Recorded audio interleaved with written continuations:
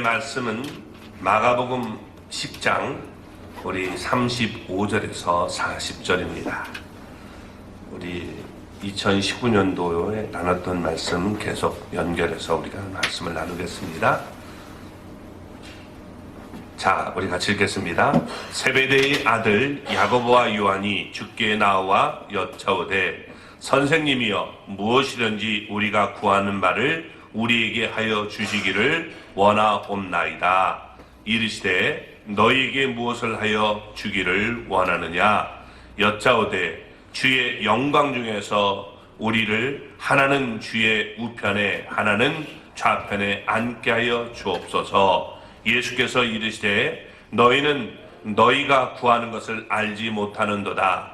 내가 마시는 잔을 너희가 마실 수 있으며 내가 받는 침례를 너희가 받을 수 있느냐?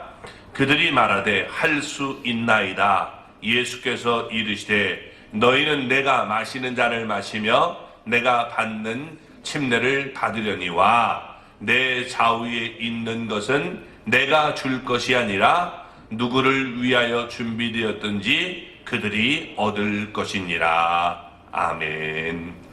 할렐루야.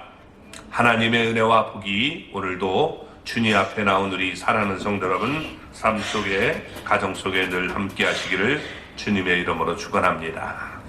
우리 지난번에 나눴던 말씀을 보면 드디어 때가 차서 예수님은 예루살렘에 오르게 되었습니다.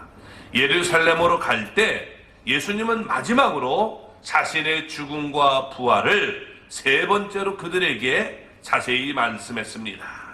오늘 본문은 그 직후에 된 일입니다. 제자들은 예수님이 당할 이 고난에는 관심이 없었고 그들이 받을 영광에만 관심을 두었다는 겁니다. 이런 모습을 보면서 예수님은 영광에 이르는 길을 가르쳐 주신 것입니다. 예수님이 가르친 영광의 길은 고난을 통해서만 얻어진다는 것입니다. 이 일을 예수님은 확실히 본을 통해서 보여주셨습니다. 많은 사람들이 값없이 받는 은혜만을 사모합니다.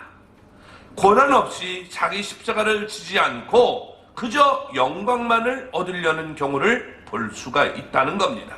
그러나 예수님이 가르친 영광의 길은 분명히 고난을 통하여 영광에 이른다는 것입니다. 물론 이때의 고난은 병에 걸리거나 사업이 실패하거나 자신의 잘못으로 당하는 고난을 뜻하지 않습니다. 예수님과 복음을 위해서 당하는 고난을 의미하는 것입니다. 이런 고난을 우리가 잘 극복하고 이겨내면 그 후에는 반드시 영광이 뒤따라 온다는 것입니다. 현재의 고난은 장래의 영광과 좋게 비교할 수 없다라고 말씀했습니다. 현재의 고난, 곧 환난은 잠시 받고 가볍고 여러분 장래의 영광은 크고 우리가 영원하고 중함을 보여줍니다. 우리 모두 하나님이 가르치신 영광의 길을 늘 우리가 명심하면서 우리가 이 땅에서 당하는 잠깐의 고난을 우리가 기쁨으로 이겨낼 수 있는 하나님의 사람들이 되시기를 주님의 이름으로 축원합니다. 자, 오늘 이 얘기가 어떻게 나왔는지 지금 야고보와 요한의 간청으로부터 시작이 되고 있다는 겁니다. 35절 말씀 우리 읽어보겠습니다.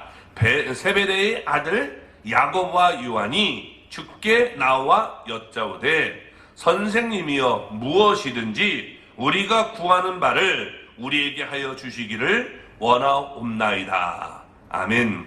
앞에서 예수님은 자신이 예루살렘에서 받을 고난들과 고난 후에 올 영광을 말씀했습니다. 예수님은 대제사장들과 서기관들에게 넘겨주고 그들은 예수님을 죽이기로 결의할 것입니다. 그런 후에 그들이 예수님을 이방인들에게 넘겨주면 이방인들은 능욕을 하게 될 것입니다. 침을 뱉고 채찍질하고 조롱하다가 죽이게 됩니다. 그러나 죽은 지 4일 만에 다시 살아날 것입니다. 이는 고난 후에 찾아올 영광이었던 것입니다. 이러한 예수님의 말씀이 끝나자 세베대의 두 아들인 야고보와 요한이 예수님께 나왔습니다. 그들은 예수님께 나와 예수님을 선생님이라고 불렀습니다. 이 선생님이라는 말은 예수님을 높이며 존경하는 뜻으로 부르는 칭호입니다. 우리가 선생님 할 때는 이건 높여 부르는 얘기입니다. 자, 그런데 복음서를 보면 사람들이 예수님께 무엇인가를 우리가 구할 때 대부분 선생님하고 여러분 이렇게 칭호를 부르면서 사용하는 모습들을 볼 수 있습니다. 지금 제자들도 예수님께 나와서 선생님이라고 부르는 것은 무엇인가 구하는 바가 있기 때문에 이렇게 부른 것입니다. 그렇지만 자신들이 구하는 바를 단도직입적으로 예수님에게 말씀드리지 못했습니다. 이것은 그들 스스로도 그들의 요구가 떳떳하지 못함을 인식하고 있다는 것을 보여주고 있는 것입니다. 그들은 예수님이 당할 이 고난에는 관심을 두지 않았습니다. 그들은 동료들, 다른 제자들을 배려하는 마음도 없었습니다. 야고보와 요한은 오로지 자기들의 이기적인 욕망만 채우는 일에 급급했습니다. 그래서 그들은 예수님께 지금 나와서 다짜고짜 요구하고 있는 것입니다. 뭘 요구하고 있습니까? 선생님, 무엇이든지 우리에게 하여 주시기를, 우리가 구하는 바를 우리에게 하여 주시기를 원하옵니다. 이렇게 얘기하고 있다는 겁니다. 그러니까 예수님에게 우리가 요구하는 것 무엇이든지 들어주세요. 이렇게 백지수표를 요구하는 것과 마찬가지로 보여주고 있는 것입니다. 자신들이 무엇을 지금 우리가 원하든지 그 위에 얼마를 써놓든지 그 필요한 액수를 적어놓으면 이 얘기를 다 우리 들으시고 꼭 지불해달라는 그런 모습과 같은 뜻이 되는 것입니다. 그래서 36절에 예수님은 이렇게 대답하십니다. 같이 읽어보겠습니다. 이르시되 너희가 무엇을 하여 주기를 원하느냐. 예수님은 영원하시고 전능하신 하나님이십니다. 따라서 사람들의 말을 듣지 않아도 그들이 무슨 생각을 하고 있는지 다 알고 계십니다. 그럼에도 불구하고 예수님은 그들에게 지금 물어봤다는 겁니다. 너희에게 무엇을 하여 주기를 원하느냐? 라고 물으셨습니다. 예수님은 그들 스스로 자신들의 잘못된 욕망을 발설하기를 바랬던 것입니다. 그런 후에 예수님은 그것을 통해 그들을 가르치려고 했던 것입니다.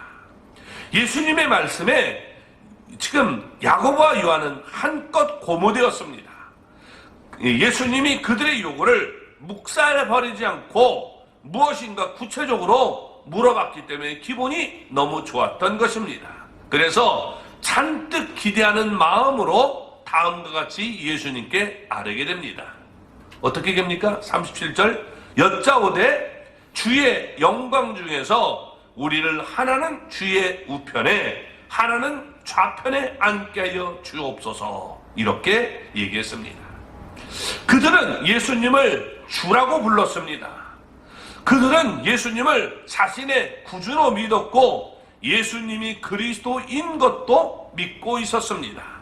또 그들은 예수님이 그의 나라를 세우며 영광 가운데 그의 나라를 다스릴 것도 믿었습니다.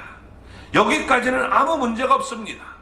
그런데 문제는 그들이 예수님의 우편과 좌편에 지금 앉기를 요구하는 데 있었다는 것입니다. 왕의 우편에는 왕 다음으로 존귀한 자가 앉는 법입니다. 그 다음 존귀한 자가 왕의 좌편에 앉도록 되어 있습니다. 이미 그들 앞에도 수많은 성도들이 살았습니다. 그게 쓰임받은 인물들로 많았습니다. 앞으로도 그들 이후에 수많은 사람들이 귀하게 쓰임을 받을 것입니다. 그런데도 그들은 예수님의 우편과 좌편에 자기들이 앉게 달라라고 간청을 했던 것입니다. 그들이 이렇게 간청한 데는 나름대로 까닭이 있었기 때문입니다. 마태복음 19장 28절에서 예수님은 제자들에게 약속을 하셨습니다. 자신이 영광의 보좌에 앉을 때에 그들도 12보좌에 앉을 것이다 라고 말씀을 했습니다. 이제 예수님은 예루살렘으로 올라가는 길이었습니다. 물론 예수님은 그곳에서 험한 일을 많이 당한 후에 죽임을 당할 것이다 라고 말씀했습니다. 그러나 분명히 그 후 3일 만에 다시 살아날 것을 말씀했습니다. 따라서 그들은 예수님이 세울 하나님의 나라가 당장에 나타날 줄로 생각했던 것입니다. 그렇게 되면 예수님이 약속한 대로 그들에게 12보좌에 앉게 여러분 될 것입니다. 이제 남은 것은 이제 우리가 12보좌에 앉게 되면 그 남은 지금 이 것은 누가 예수님 이렇게 우편과 좌편에 앉을 것인가, 그것이 문제였던 것입니다.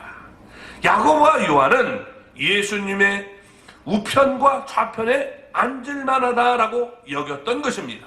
왜냐하면 그들은 예수님과 사촌지간이었습니다. 그가 얼마나 가깝습니까?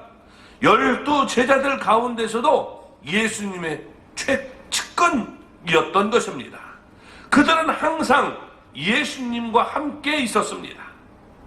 회당장 야이로의 이 죽은 딸을 살릴 때도 함께 있었고, 변화산에서 영광을 드러낼 때도 늘 예수님과 함께하고 있었습니다.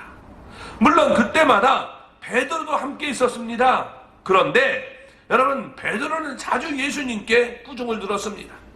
좋을 때도 있지만 꾸중 들었어요. 그러니까 얼마든지 베드로를 우리가 따돌릴 수 있다, 이렇게 생각했을 것입니다. 만일 베드로가 제외된다면 이제 우편과 좌편은 우리 것 아닌가, 그렇게 생각하고 있었던 것입니다. 그래서 그들은 이 지금 어머니와 함께 와서 자기의 이 자리를 미리 굳히려고 했던 것을 우리가 볼 수 있는 것입니다. 이기적인 욕망에 사로잡혀서 자기들이 높은 자리에 앉기를 바랐던 것입니다. 서기관들과 바리새인들이 이 잔치의 윗자리에, 회당의 높은 자리에 앉기를 좋아했던 모습을 우리가 볼 수 있습니다. 그러나 예수님은 잔치의 청함을 받았을 때 차라리 끝자리에 앉으라라고 명했습니다. 예수님이 말씀하시기를 자기를 높이는 자는 낮아지고 자기를 낮추는 자는 높아지리라 라고 말씀했습니다.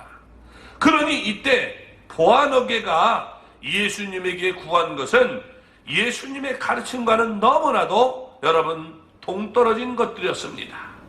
그들이 보여준 모습은 서기관들이나 바리새인들과 조금도 다를 바가 없었던 것입니다.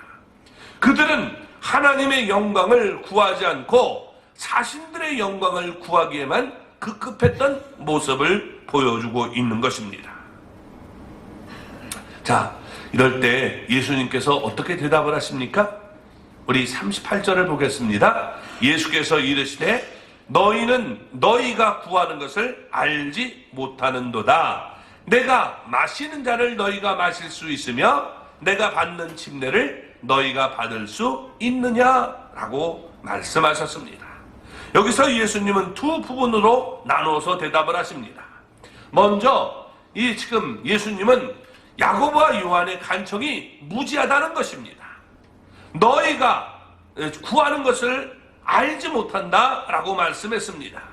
그들은 예수님의 우편과 좌편에 앉게 해달라라고 지금 구했습니다.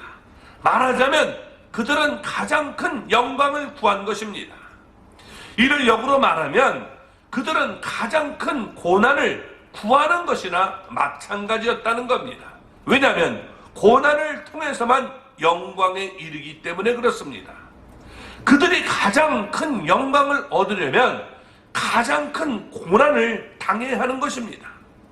이 사실을 요한과 야고보는 망각하고 있었던 것입니다.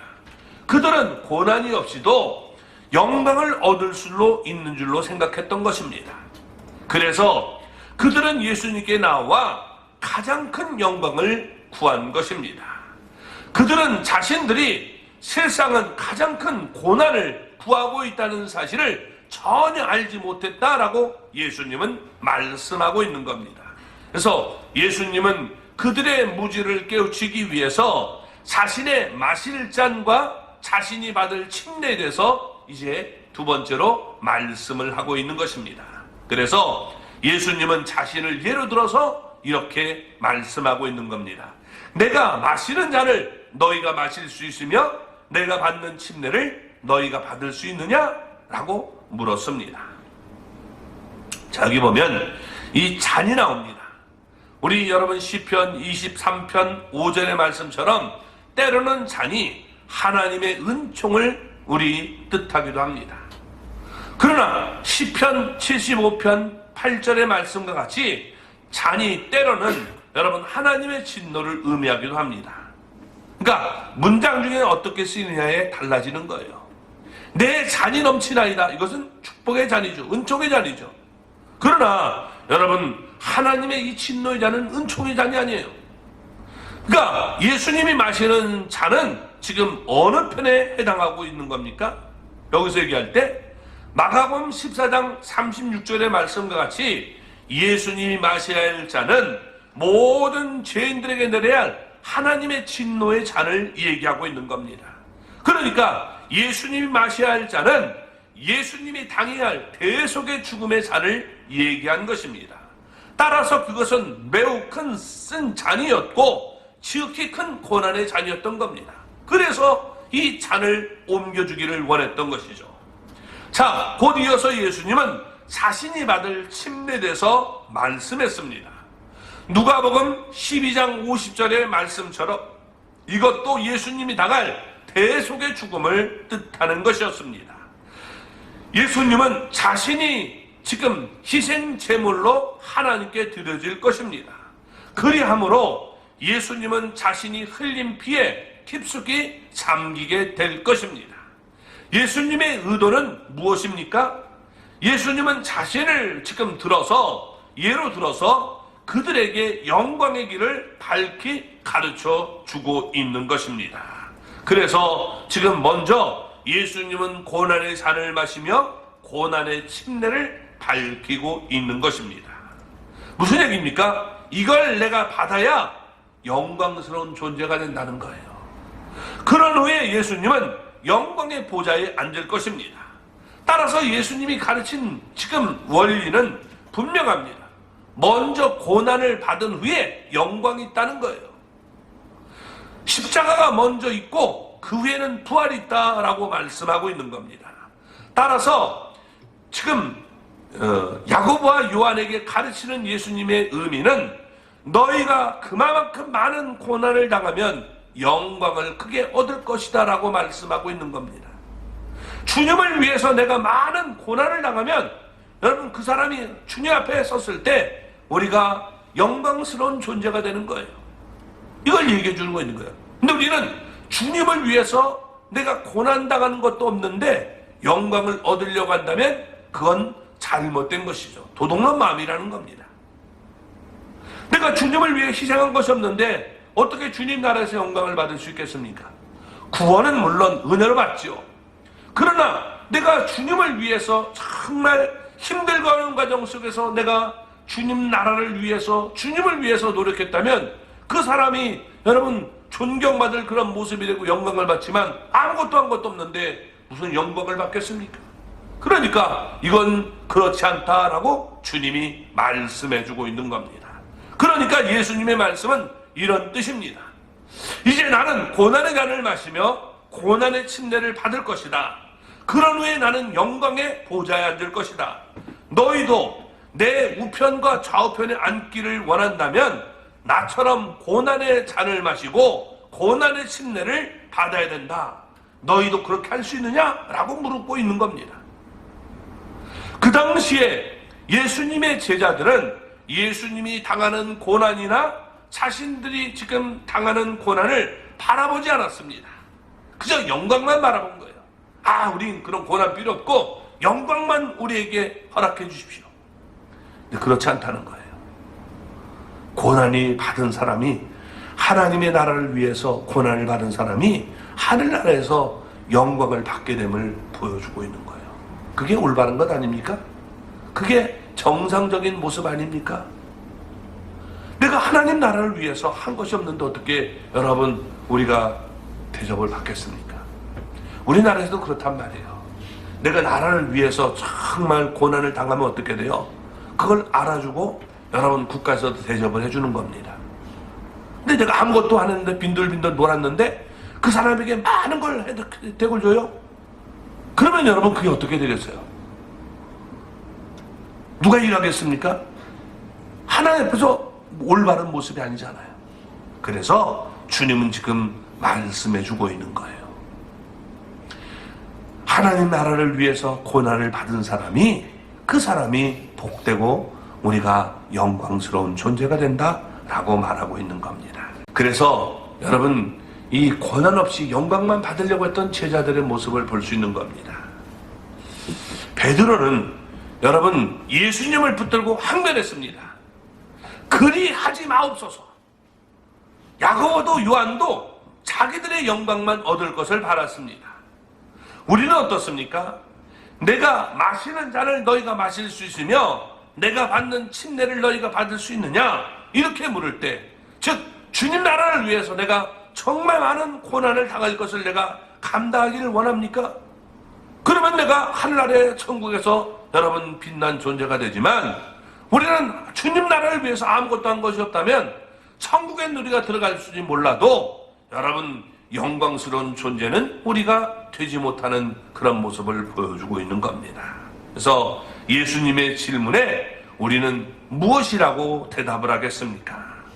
고난을 당하는 만큼 큰 영광을 받게 되는 거예요. 목사기 때문에 하늘나라에서 영광이 있는 게 아니에요.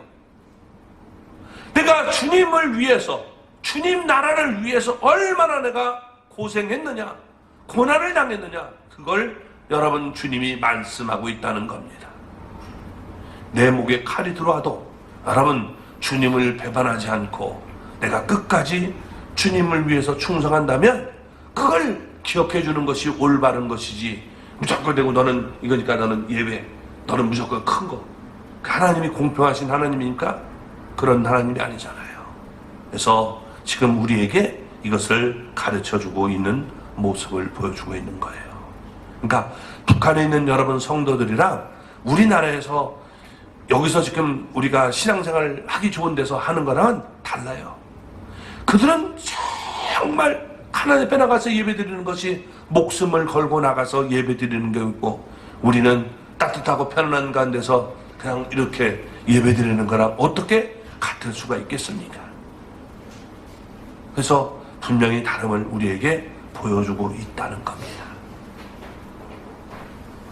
그래서 여러분 주님 나라를 위해서 당하는 고난을 우리가 영광으로 알고 기쁨으로 받아들일 수 있기를 바랍니다. 내가 주님을 위해서 정말 헌신할 때 하나님은 그걸 기억하고 우리에게 복을 주시는 거예요. 아멘? 예, 꼭 그런 분들이 되시기 바랍니다. 예수님의 결론은 무엇입니까? 우리 39절 말씀 보겠습니다. 그들이 말하되 할 수 있나이다. 예수께서 이르시되 너희는 내가 마시는 잔을 마시며 내가 받는 침례를 받으려니와. 자, 예수님의 질문에 야고보와 요한은 서슴없이 할 수 있습니다 라고 대답을 했습니다. 예수님이 예루살렘에서 가까운 베다니로 갈 때 도마가 이렇게 얘기했습니다. 우리도 주와 함께 죽으러 가자. 이때 그들은 무슨 의미로 하는지 몰랐어요. 그러나 여러분 그들이 말대로 되지 않습니까? 야고보와 요한도 같은 심정으로 예수님께 대답을 했을 것입니다. 그러나 너무도 쉽게 그들은 생각하고 여러분 생각 없이 말했던 겁니다. 예수님의 마실 잔과 예수님이 받을 침례는 대속의 죽음을 뜻하는 것이었습니다. 그러니 결코 그들은 예수님이 마시는 잔을 마실 수 없고 예수님이 받을 침례를 받을 수가 없는 그런 모습이었는데, 우리도 받을 수 있습니다 이렇게 얘기를 했던 겁니다. 설령 그들이 생각했던 잔과 이 침례가 박해에서 오는 고난이면 과연 그들이 말한 대로 그들은 박해에서 오는 고난을 감당할 수 있겠습니까? 아니었습니다. 여러분 예수님이 사로잡혔을 때 다른 제자들과 마찬가지로 그들 역시 예수님을 버리고 도망쳤습니다. 그러니까 자신들이 얻을 영광만 바라봤던 것입니다. 그러면서 할 수 있습니다 라고 얘기한 겁니다. 베드로가 큰 소리 쳤다가 예수님을 3번 부인한 것과 마찬가지의 모습을 보이고 있는 것입니다.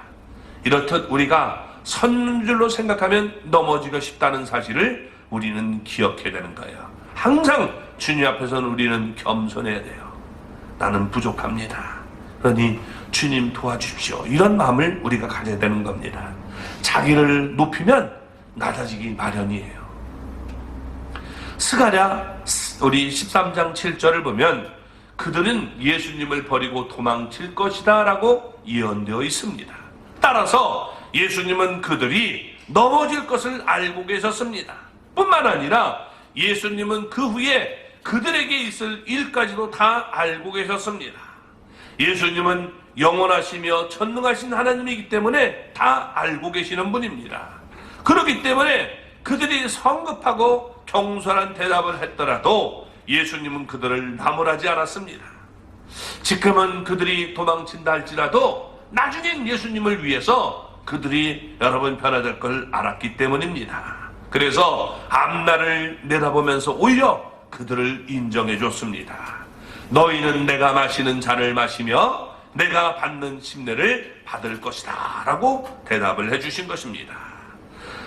그래서 여러분 그들의 지금 생각을 받아주시면서 앞으로 그들이 당할 일을 간접적으로 그들에게 말씀해 주신 것입니다.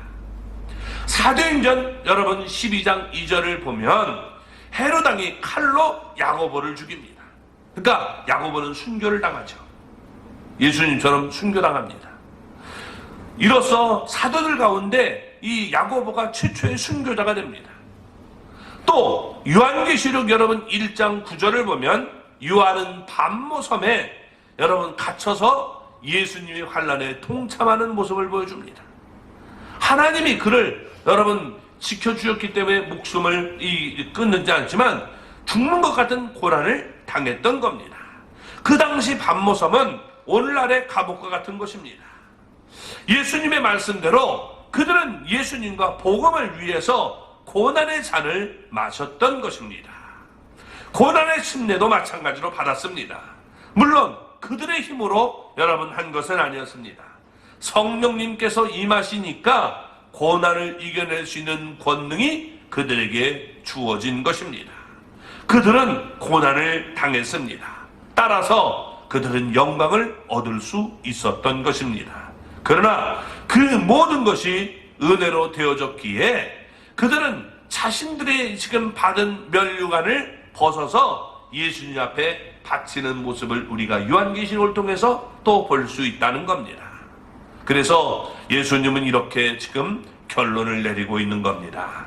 40절 말씀입니다. 내 좌우편에 앉은 것은 내가 줄 것이 아니라 누구를 위하여 준비되었던지 그들이 얻을 것이니라. 아멘.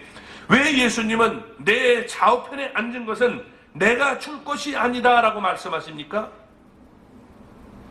여러분 이것은 예수님의 친척이라고 해서 측근이라고 해서 그냥 죽는 것이 아니라는 거예요.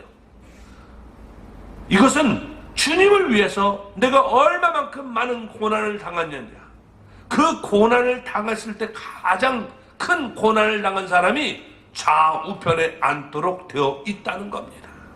그러니까 여러분 우리가 이렇게 영광스러운 모습을 우리가 갖추려면 주님을 위해서, 주님 나라를 위해서 내가 당하는 고난을 기쁨으로 받아들일 수 있는 모습이 있어야 되는 것입니다. 어머니를 모시고 와서 여러분 내게 이렇게 그 자리에 앉게 달라 빽쓴다고 되는 게 아니라, 예수님의 친척이라고서 앉게 되는 자리가 아니라 얼마만큼 내가 주님을 위해서 수고하고 헌신을 했느냐에 따라서 그 자리에 앉게 됨을 말씀해 주고 있는 것입니다. 만약 예수님이, 제가 예수님이라고 했을 때 안다고 해가지고 우리 사모님 우리 옆에 앉아요, 이거 이렇게 내 옆에다가 자꾸 앉혀놓으면 여러분 공정한 하나님이라고 볼 수 있겠습니까? 자기 편만 여러분 갖다 하면 되겠습니까? 죄를 져도 무조건 되고 용서해주고, 그러면 우리가 그런 하나님이라고 우리가 얘기할 수가 없잖아요. 그렇죠? 그래서 하나님은 우리의 죄를 용서하실 때 여러분 자기 목숨을 주셔서 우리 죄를 용서해 주신 거예요. 너는 그냥 내가 사랑하니까 넌 죄 없어 이렇게 해주는 게 아니라 그 핏값을 지불하고 우리를 건져 주신 것처럼 내가 주님을 위해서도 마찬가지가 되는 겁니다. 내가 주님을 사랑하지만 내가 정말 주님 나라를 위해서, 주님을 위해서 내가 힘들고 어려운 가운데 내가 봉사를 많이 했을 때 하나님께서 그것에 대해서 우리에게 영광의 은혜를 베풀어 주시는 것이지 무조건 되고 그렇게 되는 것이 아님을 보여주고 있는 거예요. 그래서 구원은 우리가 믿음으로 이루어지지만 여러분 영광은 내가 고난 속에서 얻어진다는 사실을 우리에게 보여주고 있음을 얘기해 주고 있는 겁니다. 나는 주님을 위해서 얼마나 많은 고난을 당하고 있습니까? 우리가 하는 일이 여러분 많은 어려움이 있잖아요. 주방에서 봉사하는 것도 너무 힘들고 어렵고 눈물 나는 경우도 많이 있을 거예요. 더럽고 치사한 경우도 있을 수 있고 많은 경우가 있지 않습니까? 그러나 그런 것을 내가 다 넘어갈 때 주님은 다 기억하시고 네가 진짜 내 우편에 앉을 사람이구나, 네가 내 좌편에 앉을 사람이구나, 주님은 말씀해 주고 있는 겁니다. 영광은 여러분 내가 고난을 당한 만큼 얻게 됨을 보여주고 있는 거예요. 주님을 위해서, 주님 나라를 위해서 아무 고난도 당한 게 없는데 그저 한 일이라고는 교회 왔다 갔다 한 것밖에 없는데 내가 하나님 나라를 위해서 한 일이 아무것도 없는데 어떻게 영광의 모습이 되겠습니까? 그건 올바른 모습이 될 수가 없는 것입니다. 예수님은 우리에게 가르쳐 준 것이 내가 영광을 받으려면 고난도 받아야 된다는 거예요. 구원은 여러분 우리가 믿음으로 은혜로 우리가 받지만 영광은 그럴 수 없다는 우리에게 가르쳐 주고 있는 거예요. 성숙한 신앙인은 주님을 위해 고난도 은혜로 여기는 것입니다. 그래서 내가 성숙하면 어떻게 돼요? 내가 주님 때문에 당하는 고난이 있으면 주님 나로 하여금 이렇게 영광을 얻을 수 있도록 만들어 주셨군요.